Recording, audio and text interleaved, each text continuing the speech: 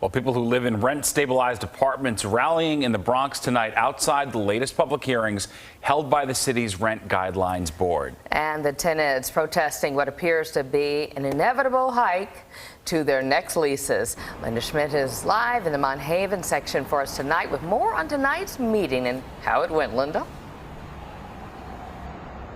Yeah, hi there, Steve and Lori. Well, as you can imagine, it did not go well. The tenants very upset about what's happening, and that's what happens pretty much every year, and the landlords unhappy as well.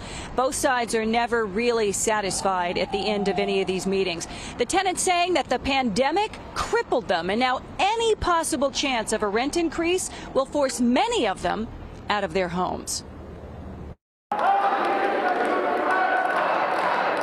Tenants chanting housing is a human right at the city's Rent Guidelines Board, the board holding a public hearing in the Bronx.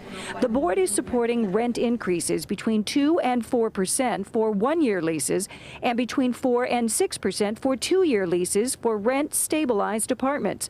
However, tenants, many of whom are on fixed incomes, say they cannot afford to pay their current rent, let alone an increase. An increase right now would be devastating.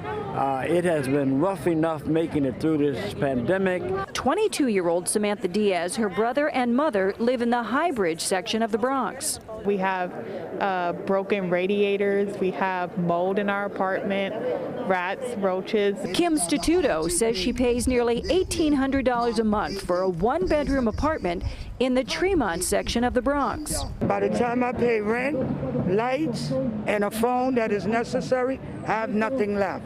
I'm at food pantries.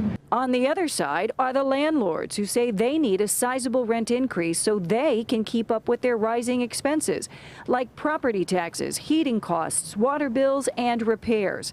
The Rent Stabilization Association represents 25,000 landlords who own more than 1 million rent-stabilized apartments in the 5 boroughs. The group says it is time for the government to step in and help both sides. How about real voucher programs, real subsidy programs that help low-income tenants pay their rent increases, and it allows owners to get the money that they need to pay their operating expenses and invest back into their buildings.